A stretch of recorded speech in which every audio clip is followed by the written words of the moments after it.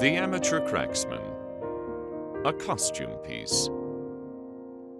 London was just then talking of one whose name is already a name and nothing more. Reuben Rosenthall had made his millions on the diamond fields of South Africa and had come home to enjoy them according to his lights.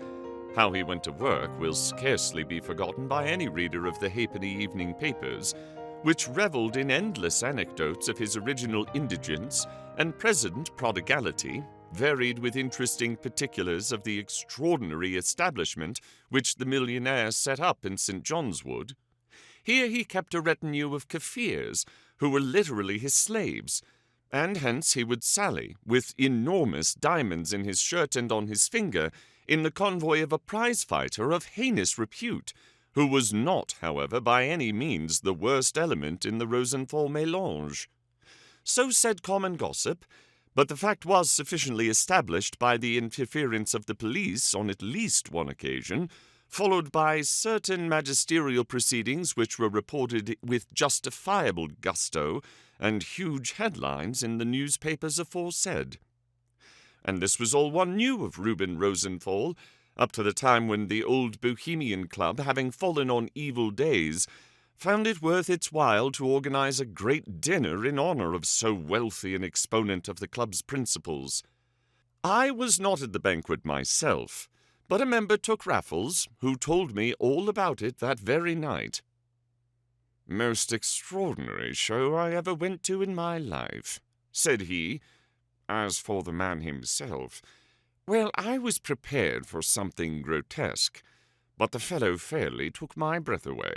To begin with, he's the most astounding brute to look at, well over 6 feet, with a chest like a barrel and a great hook nose, and the reddest hair and whiskers you ever saw. Drank like a fire engine, but only got drunk enough to make us a speech that I wouldn't have missed for £10. I'm only sorry you weren't there too, Bunny, old chap. I began to be sorry myself, for Raffles was anything but an excitable person, and never had I seen him so excited before.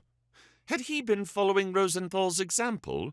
His coming to my rooms at midnight, merely to tell me about his dinner, was in itself enough to excuse a suspicion which was certainly at variance with my knowledge of AJ Raffles. "What did he say?" I inquired mechanically, divining some subtler explanation of this visit, and wondering what on earth it could be. "Say?" cried Raffles. "What did he not say? He boasted of his rise, he bragged of his riches, and he blackguarded society for taking him up for his money and dropping him out of sheer pique and jealousy because he had so much. He mentioned names, too, with the most charming freedom, and swore he was as good a man as the old country had to show, paced the old Bohemians. To prove it, he pointed to a great diamond in the middle of his shirt front with a little finger loaded with another just like it. Which of our bloated princes could show a pair like that? As a matter of fact, they seemed quite wonderful stones, with a curious purple gleam to them that must mean a pot of money. But old Rosenthall swore he wouldn't take £50,000 for the two, and wanted to know where the other man was who went about with 25,000 in his shirt front and another 25 on his little finger. He didn't exist. If he did, he wouldn't have the pluck to wear them. But he had, he'd tell us why. And before you could say Jack Robinson, he had whipped out a whacking great revolver. Not at the table, at the table, in the middle of his speech. But it was nothing to what he wanted to do. He actually wanted us to let him write his name in bullets on the opposite wall, to show us why he wasn't afraid to go about in all his diamonds. That brute Purvis, the prize-fighter, who was his paid bully, had to bully his master before he could be persuaded out of it. There was quite a panic for the moment. One fellow was saying his prayers under the table, and the waiters bolted to a man. What a grotesque scene! Grotesque enough. But I rather wish they had let him go the whole hog and blaze away. He was as keen as knives to show us how he could take care of his purple diamonds. And do you know, Bunny, I was as keen as knives to see. And Raffles leaned towards me with a sly, slow smile that made the hidden meaning of his visit only too plain to me at last. "So, you think of having a try for his diamonds yourself?" He shrugged his shoulders. "It is horribly obvious, I admit. But, yes, I have set my heart upon them. To be quite frank, I have had them on my conscience for some time. One couldn't hear so much of the man and his prize fighter and his diamonds without feeling it a kind of duty to have a go for them. But when it comes to brandishing a revolver and practically challenging the world, the thing becomes inevitable. It is simply thrust upon one. I was fated to hear that challenge, Bunny, and I, for one, must take it up. I was only sorry I couldn't get on my hind legs and say so then and there." "Well," I said, "I don't see the necessity as things are with us. But, of course, I'm your man. My tone may have been half-hearted. I did my best to make it otherwise, but it was barely a month since our Bond Street exploit, and we certainly could have afforded to behave ourselves for some time to come. We had been getting along so nicely. By his advice, I had scribbled a thing or two. Inspired by Raffles, I had even done an article on our own jewel robbery, and for the moment I was quite satisfied with this sort of adventure. I thought we ought to know when we were well off, and could see no point in our running fresh risks before we were obliged. On the other hand, I was anxious not to show the least disposition to break the pledge that I had given a month ago. But it was not on my manifest disinclination that Raffles fastened. Necessity, my dear Bunny. Does the writer only write when the wolf is at the door? Does the painter paint for bread alone? Must you and I be driven to crime, like Tom of Bow and Dick of Whitechapel? You pain me, my dear chap. You needn't laugh, because you do. Art for art's sake is a vile catchword, but I confess it appeals to me. In this case my motives are absolutely pure, for I doubt if we shall ever be able to dispose of such peculiar stones. But if I don't have a try for them, after tonight, I shall never be able to hold up my head again." His eye twinkled, but it glittered too. "We shall have our work cut out," was all I said. "And do you suppose I should be keen on it if we hadn't?" cried Raffles. "My dear fellow, I would rob St. Paul's Cathedral if I could, but I could no more scoop a till when the shopkeeper wasn't looking than I could bag the apples out of an old woman's basket. Even that little business last month was a sordid affair, but it was necessary, and I think its strategy redeemed it to some extent. Now there's some credit and more sport in going where they boast they're on their guard against you. The Bank of England, for example, is the ideal crib, but that would need half a dozen of us with years to give to the job. And meanwhile, Reuben Rosenthall is high enough game for you and me.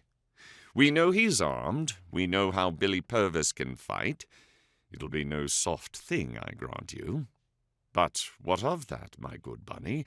What of that? A man's reach must exceed his grasp, dear boy. Or what the dickens is a heaven for?" "I would rather we didn't exceed ours just yet," I answered, laughing, for his spirit was irresistible, and the plan was growing upon me, despite my qualms. "Trust me for that," was his reply. "I'll see you through. After all, I expect to find the difficulties are nearly all on the surface. These fellows both drink like the devil, and that should simplify matters considerably. But we shall see, and we must take our time. There will probably turn out to be a dozen different ways in which the thing might be done, and we shall have to choose between them. It will mean watching the house for at least a week in any case. It may mean lots of other things that will take much longer, but give me a week and I will tell you more. That's to say, if you're really on." "Of course I am," I replied indignantly. "But why should I give you a week? Why shouldn't we watch the house together?" "Because 2 eyes are as good as 4 and take up less room.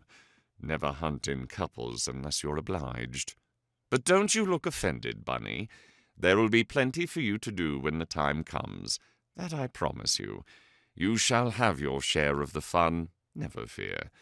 And a purple diamond all to yourself, if we're lucky."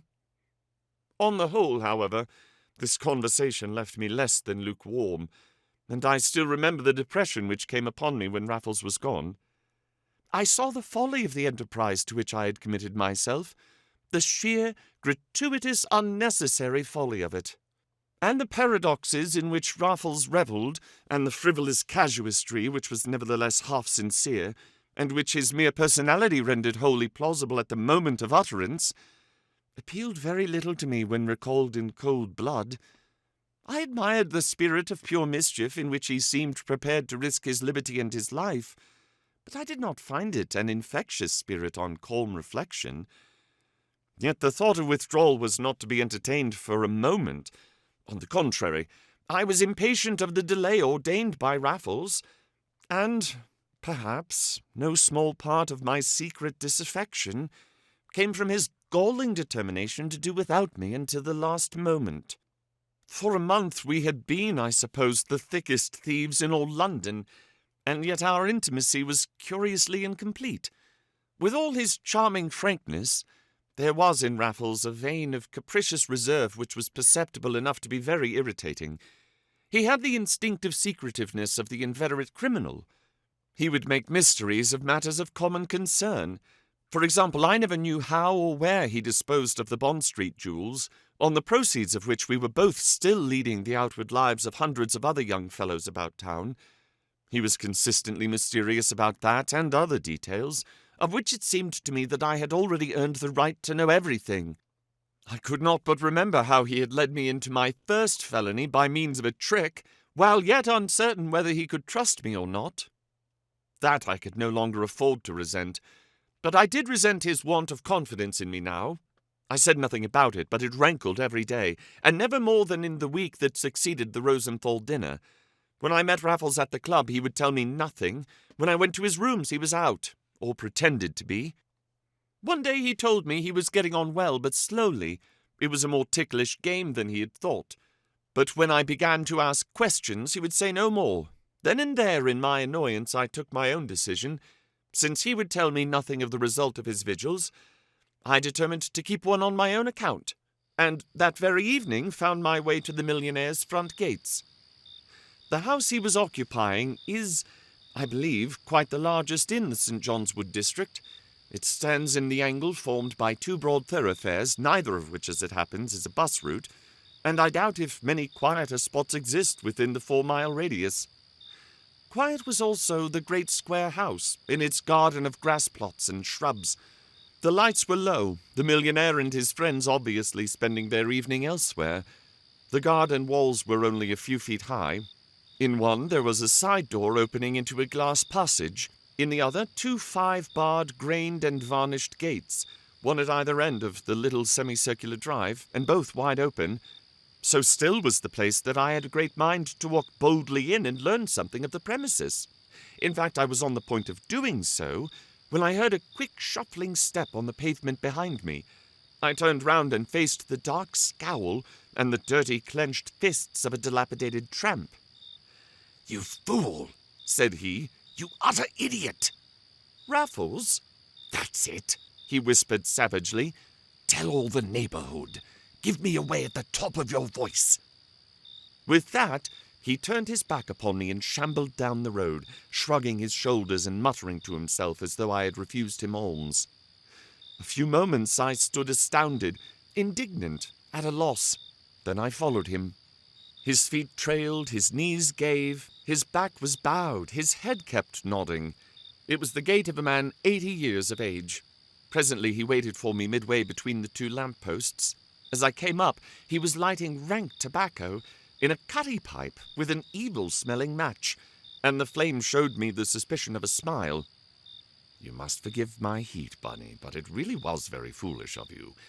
Here am I, trying every dodge, begging at the door one night, hiding in the shrubs the next, doing every mortal thing but stand and stare at the house as you went and did. It's a costume piece, and in you rush in your ordinary clothes. I tell you, they're on the lookout for us night and day. It's the toughest nut I ever tackled." "Well," said I, "if you had told me so before, I shouldn't have come. You told me nothing." He looked hard at me from under the broken brim of a battered billycock. "You're right," he said at length. "I've been too close. It's become second nature with me when I've anything on. But here's an end of it, Bunny, so far as you're concerned. I'm going home now, and I want you to follow me. But for heaven's sake, keep your distance, and don't speak to me again until I speak to you. There, give me a start." And he was off again, a decrepit vagabond, with his hands in his pockets, his elbows squared, and frayed coat-tails swinging raggedly from side to side. I followed him to the Finchley Road. There he took an Atlas omnibus, and I sat some rows behind him on the top, but not far enough to escape the pest of his vile tobacco. That he could carry his character sketch to such a pitch, he who would only smoke one brand of cigarette. It was the last least touch of the insatiable artist, and it charmed away what mortification there still remained in me. Once more I felt the fascination of a comrade who was forever dazzling one with a fresh and unsuspected facet of his character. As we neared Piccadilly, I wondered what he would do. Surely he was not going into the Albany like that. No, he took another omnibus to Sloane Street, I sitting behind him as before. At Sloane Street we changed again, and were presently in the long lean artery of the King's Road. I was now all agog to know our destination, nor was I kept many more minutes in doubt. Raffles got down. I followed. He crossed the road and disappeared up a dark turning. I pressed after him, and was in time to see his coat-tails as he plunged into a still darker flagged alley to the right. He was holding himself up and stepping out like a young man once more. Also, in some subtle way, he already looked less disreputable. But I alone was there to see him. The alley was absolutely deserted and desperately dark. At the further end he opened a door with a latchkey, and it was darker yet within. Instinctively I drew back and heard him chuckle. We could no longer see each other. "All right, Bunny. There's no hanky-panky this time. These are my studios, my friend, and I'm one of the lawful tenants." Indeed, in another minute we were in a lofty room with a skylight, easels, dressing cupboard, platform, and every other adjunct save the signs of actual labour. The first thing I saw, as Raffles lit the gas, was its reflection in his silk hat on the pegs, beside the rest of his normal garments. "Looking for the works of art?" continued Raffles, lighting a cigarette and beginning to divest himself of his rags. "I'm afraid you won't find any, but there's the canvas I'm always going to make a start upon. I tell them I'm looking high and low for my ideal model. I have the stove lit on principle twice a week, and look in and leave a newspaper and a smell of Sullivan's. How good they are after shag. Meanwhile I pay my rent, and I am a good tenant in every way. And it's a very useful little pied-à-terre. There's no saying how useful it might be at a pinch. As it is, the billycock comes in, and the topper goes out, and nobody takes the slightest notice of either. At this time of night, the chances are that there's not a soul in the building except ourselves." "You never told me you went in for disguises," said I, watching him as he cleansed the grime from his face and hands. "No, Bunny, I've treated you very shabbily all round. There was really no reason why I shouldn't have shown you this place a month ago, and yet there was no point in my doing so, and circumstances are just conceivable in which it would have suited us both for you to be in genuine ignorance of my whereabouts. I have something to sleep on, as you perceive, in case of need, and of course my name is not Raffles in the King's Road, so you will see that one might bolt further and fare worse. Meanwhile, you use the place as a dressing-room?" "It's my private pavilion," said Raffles. "Disguises? In some cases they're half the battle. And it's always pleasant to feel that if the worst comes to the worst, you needn't necessarily be convicted under your own name. Then they're indispensable in dealing with defences. I drive all my bargains in the tongue and raiment of Shoreditch. If I didn't, there'd be the very devil to pay in blackmail. Now, this cupboard's full of all sorts of toggery. I tell the woman who cleans the room that it's for my models when I find 'em. By the way, I only hope I've got something that'll fit you, for you'll want a rig for tomorrow night." "Tomorrow night?" I exclaimed. "Why, what do you mean to do?" "The trick," said Raffles. "I intended writing to you as soon as I got back to my rooms, to ask you to look me up tomorrow afternoon. Then I was going to unfold my plan of campaign and take you straight into action then and there. There's nothing like putting the nervous players in first. It's the sitting with their pads on that upsets their apple cart. That was another of my reasons for being so confoundedly close. You must try to forgive me. I couldn't help remembering how well you played up last trip, without any time to weaken on it beforehand. All I want is for you to be as cool and smart tomorrow night as you were then, though by Jove there's no comparison between the two cases." "I thought you would find it so." "You were right. I have. Mind you, I don't say this will be the tougher job all round. We shall probably get in without any difficulty at all. It's the getting out again that may flummox us.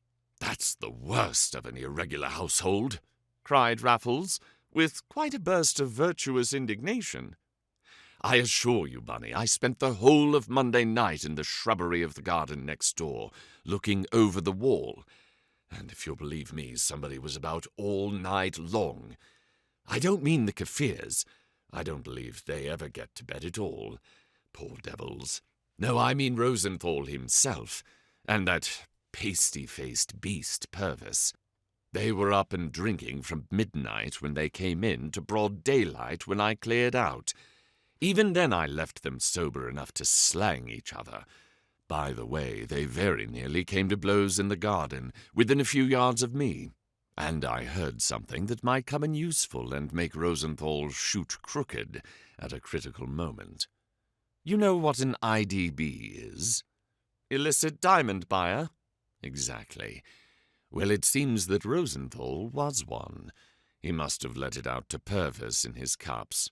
Anyhow, I heard Purvis taunting him with it and threatening him with the breakwater at Cape Town, and I begin to think our friends are friend and foe. But about tomorrow night, there's nothing subtle in my plan. It's simply to get in while these fellows are out on the loose, and to lie low till they come back, and longer. If possible, we must doctor the whiskey. That would simplify the whole thing, though it's not a very sporting game to play. Still, we must remember Rosenthall's revolver. We don't want him to sign his name on us. With all those Kaffirs about, however, it's 10-1 on the whiskey, and 100-1 against us if we go looking for it. A brush with the heathen would spoil everything, if it did no more. Besides, there are the ladies. The deuce there are! Ladies with an I, and the very voices for raising Cain. I fear the clamour. It would be fatal to us. Au contraire, if we can manage to stow ourselves away unbeknownst, half the battle will be won. If Rosenthall turns in drunk, it's a purple diamond apiece. If he sits up sober, it may be a bullet instead. We will hope not, Bunny, and all the firing wouldn't be on one side, but it's on the knees of the gods. And so we left it when we shook hands in Piccadilly, not by any means as much later as I could have wished. Raffles would not ask me to his rooms that night. He said he made it a rule to have a long night before playing cricket, and other games. His final word to me was framed on the same principle. Mind, only one drink tonight, Bunny. 2 on the outside, as you value your life and mine. I remember my abject obedience, and the endless, sleepless night it gave me, and the roofs of the houses opposite standing out at last against the blue-grey London dawn. I wondered whether I should ever see another, and was very hard on myself for that little expedition which I had made on my own wilful account. It was between 8 and 9 o'clock in the evening when we took up our position in the garden adjoining that of Reuben Rosenthall. The house itself was shut up thanks to the outrageous libertine next door, who, by driving away the neighbours, had gone far towards delivering himself into our hands. Practically secure from surprise on that side, we could watch our house under cover of a wall just high enough to see over, while a fair margin of shrubs in either garden afforded us additional protection.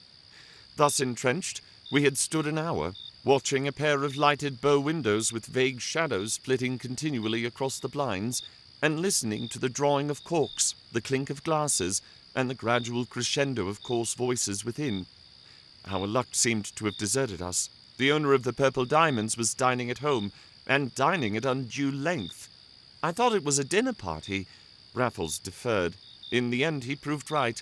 Wheels grated in the drive, a carriage and pair stood at the steps.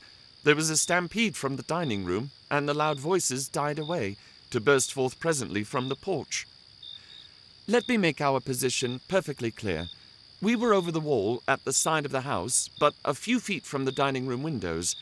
On our right, one angle of the building cut the back lawn in two diagonally. On our left, another angle just permitted us to see the jutting steps and the waiting carriage. We saw Rosenthall come out, saw the glimmer of his diamonds before anything. Then came the pugilist, then a lady with a head of hair like a bath sponge, then another, and the party was complete. Raffles ducked and pulled me down in great excitement. "The ladies are going with them," he whispered. "This is great." "That's better still." "The gardenia," the millionaire had bawled. "And that's best of all," said Raffles, standing upright as hoofs and wheels crunched through the gates and rattled off at a fine speed. "Now what?" I whispered, trembling with excitement. "They'll be clearing away. Yes, here come their shadows. The drawing-room windows open on the lawn. Bunny, it's the psychological moment. Where's that mask?" I produced it with a hand whose trembling I tried in vain to still, and could have died for Raffles when he made no comment on what he could not fail to notice. His own hands were firm and cool as he adjusted my mask for me, and then his own. "By Jove, old boy," he whispered cheerily, "you look about the greatest ruffian I ever saw. But I'm glad I remembered to tell you not to shave. You'll pass for Whitechapel if the worst comes to the worst, and you don't forget to talk the lingo. Better sulk like a mule if you're not sure of it, and leave the dialogue to me. But please our stars, there will be no need. Now, are you ready?" "Quite." "Got your gag?" "Yes." "Shoot her?" "Yes." "Then follow me." In an instant we were over the wall, in another on the lawn behind the house. There was no moon. The very stars in their courses had veiled themselves for our benefit. I crept at my leader's heels to some French windows opening upon a shallow veranda. He pushed. They yielded. "Luck again," he whispered. "Nothing but luck. Now for a light." And the light came. A good score of electric burners glowed red for the fraction of a second, then rained merciless white beams into our blinded eyes.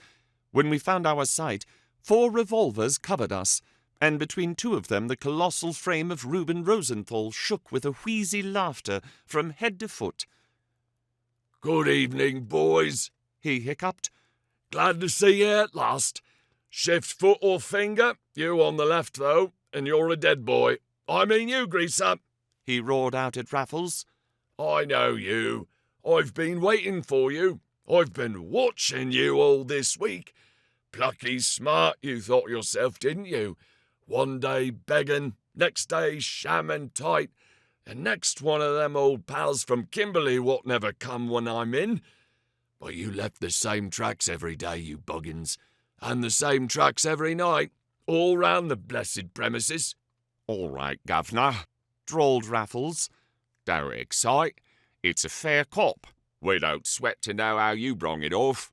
Only don't you go for to shoot, 'cause we ain't armed, so help me God." "Ah, you're a knowing one," said Rosenthall, fingering his triggers. "But you've struck a knowin'er." "Oh, yes, we know all about that. Set a thief to catch a thief, ho, yes." My eyes had torn themselves from the round black muzzles, from the accursed diamonds that had been our snare, the pasty pig face of the overfed pugilist, and the flaming cheeks and hook nose of Rosenthall himself. I was looking beyond them at the doorway, filled with quivering silk and plush black faces, white eyeballs, woolly pates. But a sudden silence recalled my attention to the millionaire, and only his nose retained its colour. "What do you mean?" he whispered with a hoarse oath. "Spit it out, or by Christmas I'll drill you." "What price that, Breakwater?" drawled Raffles coolly. "Eh?" Rosenthall's revolvers were describing widening orbits. "What price that, Breakwater, old IDB?" "Where in hell did you get hold of that?" asked Rosenthall, with a rattle in his thick neck, meant for mirth. "You may well ask," says Raffles. "It's all over the place where I come from." "Who can have spread such rot?" "I don't know," says Raffles. "Ask the gentleman on your left. Perhaps he knows." The gentleman on his left had turned livid with emotion. Guilty conscience never declared itself in plainer terms. For a moment his small eyes bulged like currants in the suet of his face. The next he had pocketed his pistols on a professional instinct and was upon us with his fists. "Out of the light! Out of the light!" yelled Rosenthall in a frenzy. He was too late. No sooner had the burly pugilist obstructed his fire than Raffles was through the window at a bound, while I, for standing still and saying nothing, was scientifically felled to the floor. I cannot have been many moments without my senses. When I recovered them, there was a great to-do in the garden, but I had the drawing-room to myself. I sat up.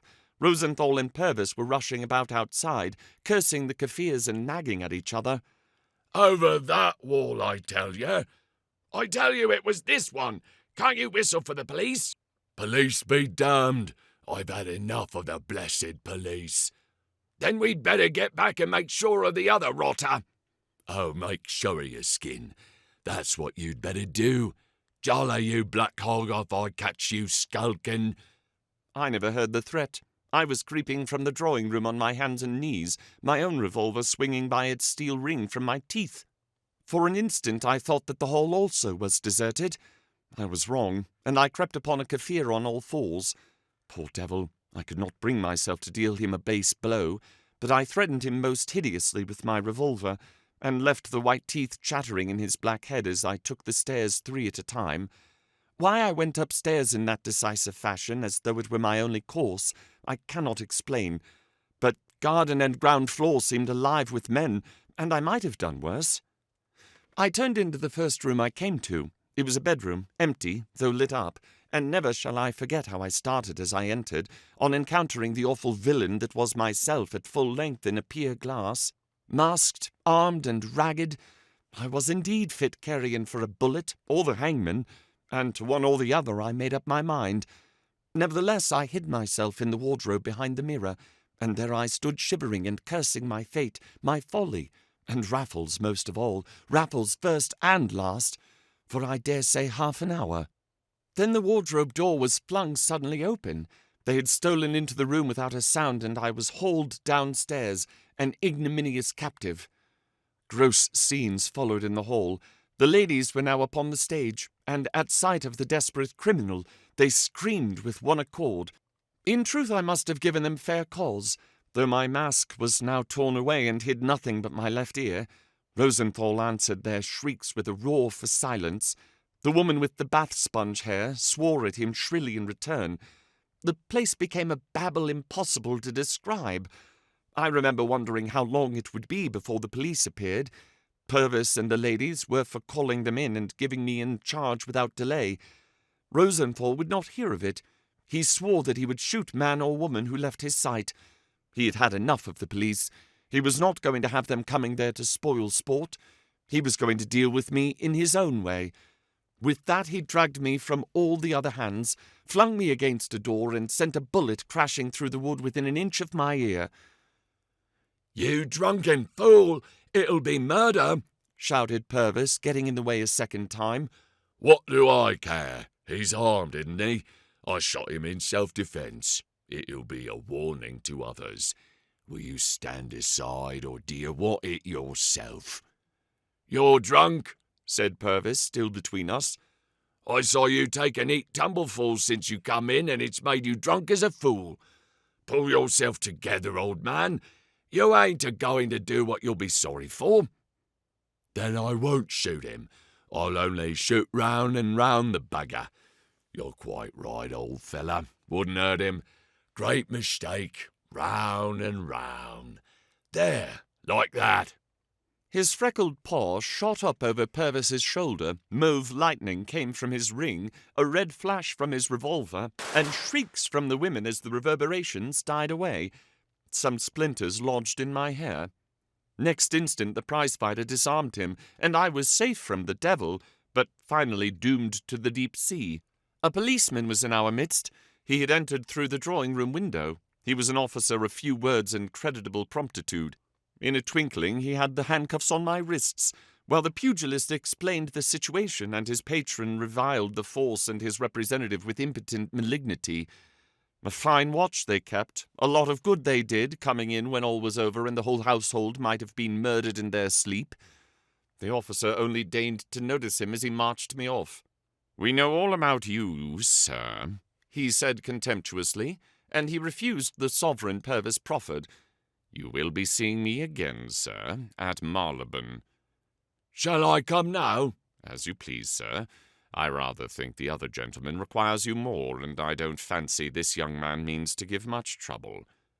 "Oh, I'm coming quietly," I said. And I went. In silence we traversed perhaps 100 yards. It must have been midnight. We did not meet a soul. At last I whispered, "How on earth did you manage it?" "Purely by luck," said Raffles. "I had the luck to get clear away through knowing every brick of those back garden walls, and the double luck to have these togs with the rest over at Chelsea. The helmet is one of a collection I made up at Oxford. Here it goes over this wall, and we'd better carry the coat and belt before we meet a real officer.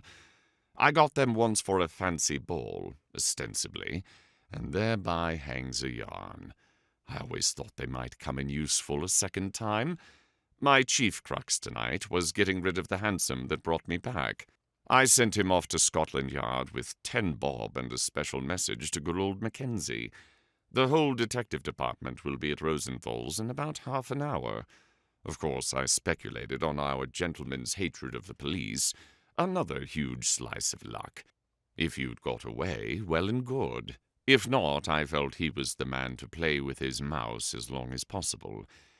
Yes, Bunny, it's been more of a costume piece than I intended, and we've come out of it with a good deal less credit. But by Jove, we're jolly lucky to have come out of it at all."